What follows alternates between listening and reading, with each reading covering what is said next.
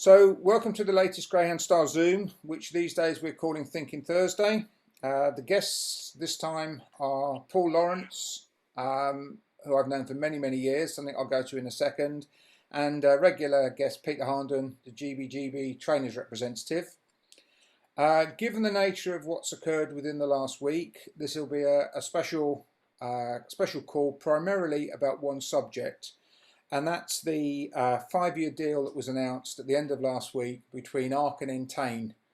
Don't intend to go over too many details other than if anybody isn't up to speed, what will happen is from 2024, Entain Group will be supplying, which is basically the 4 Ladbrokes Corals tracks, will be working directly with ARC rather than SIS. And bearing in mind that they are the biggest providers of service to SIS, it will considerably damage the business relationship. It will certainly change the complete dynamic in what we've been calling the media rights war. Beyond that, hopefully anything else that needs to be said will be said in the terms of this discussion. First of all, throw it over to the guys. What do we think this will mean for SIS once they lose the contract with Ladbrokes Coral / Entain? Do we believe that it will be the end for them? Peter? I've had discussions with people regarding what SIS are going to have after this, and they have done quite a few deals abroad. So I do think they need content. So it's what content they're going to have. If the bookies are happy with it, and that's going to be the case. Now the question will be the people that are involved with ARC at this point in time, your Yarmouth, Pelaw Grange, Kinsley, etc. Are they still going to be part of the deal with ARC? If not, are they then going to go across to the SIS, or will there be a deal with SIS? So it's all up in arms really of what the future is going to be, and I think we'll probably see quite soon.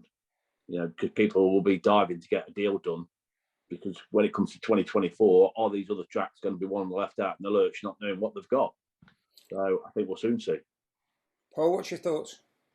Well, I don't think we will soon see that. I think that obviously because it's 2024, it'll be a fair while before they're going to have to put tracks in place. And Pete's quite right in that the SIS are doing deals abroad, and I probably think they'll lean towards Ireland. I think a lot of their content, especially early in the morning, is in Ireland.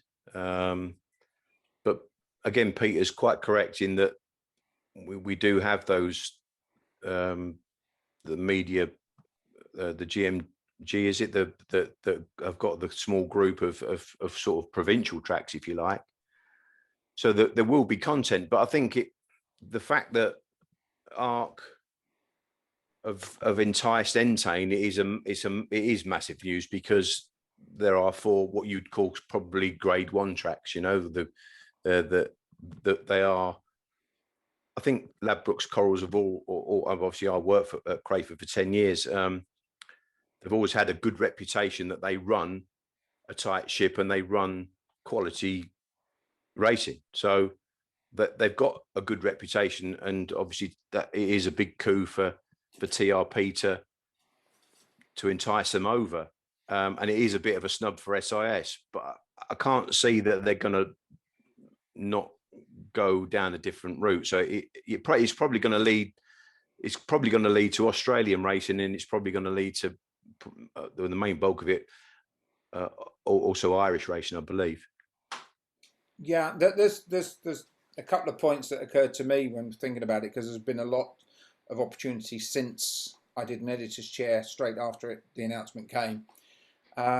Various thoughts occurred to me. For a start, I think it's slightly bizarre that an organisation that was set up to protect the price for bookmakers, to basically to make sure that they could get content what they considered to be a reasonable price, that might be a moot point amongst us Greyhound people, and a company that basically owns 28% of SIS is the one that could effectively be handing over clout or the Greyhound racing or what remains of it, could be handing it over to ARC, who can then choose their own price. I think, though, you both made a point, and particularly Paul made a point. We have still got 2 years and 8 months until that kicks in, and until then, SIS have to provide content. They have to provide a service, and the Entain tracks have to provide product. The most bizarre thing about all of this, as I think I mentioned in the editor's chair, is why it was announced now. It doesn't really make any great deal of sense to me. And as far as SIS is concerned, you know, I think Peter said, they had a lot of customers. It's a viable business. Whether or not in the long term they would want to maintain the level of service they're providing at the moment, which of course is by far greater than anything ARC produce, whether or not they would simply reduce the amount of meetings that they were producing for the betting shops, whether they would do their own exclusive deals, which leads us, of course, to when we're talking about the companies that aren't Entain, when we're talking about the 60% of the market that says, well, we don't want you to completely control and dominate the market.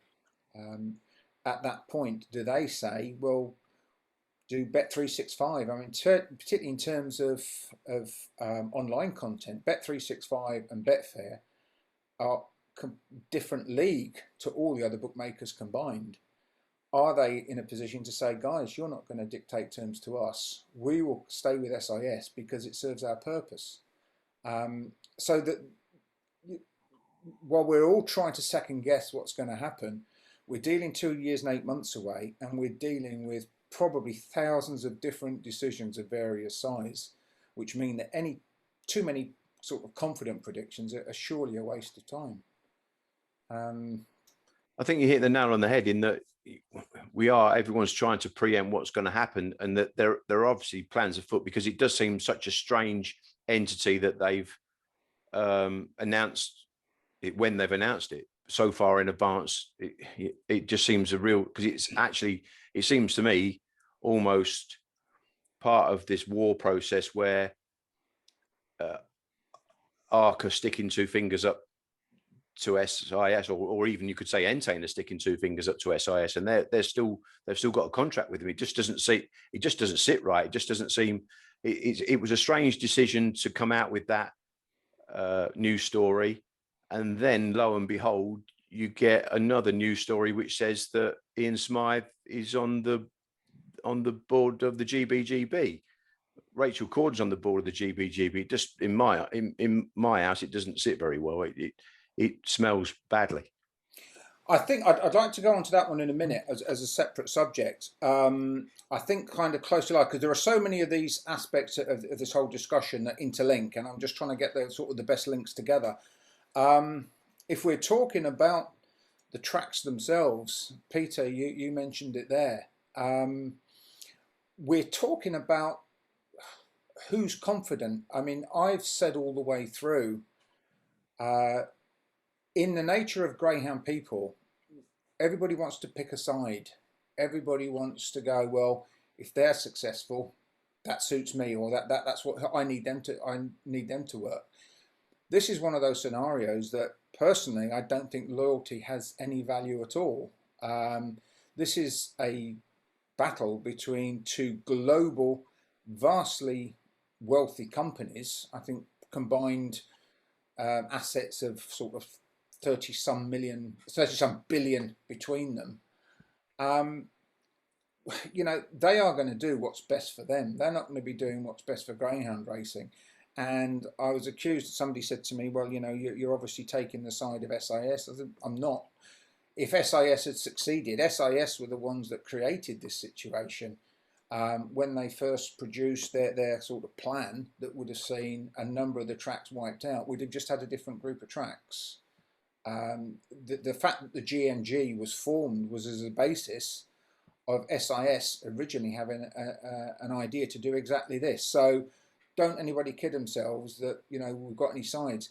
And on that subject, if we're looking at we're looking at, say, should we say, the ARC tracks, I would desperately be sad to lose a particular favourite track of mine, which is Yarmouth. And I'm sure Kinsley, John Currans, is a good friend. Sheffield, a fantastic track.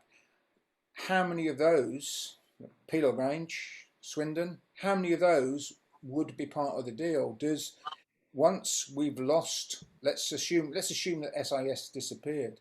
Once we've lost SIS, do ARC really need 12, 13 tracks? Or do they say, well, we need 8, which is our 4, the 4 from each company, and maybe another 2? I mean, we can all do the maths in terms of how many meetings tracks can produce. We can see, you know, little Henlow producing 6 or 7 meetings a week. We've always known that Romford could do it. How many tracks would they need? And would you be more confident being Simon Franklin at Yarmouth?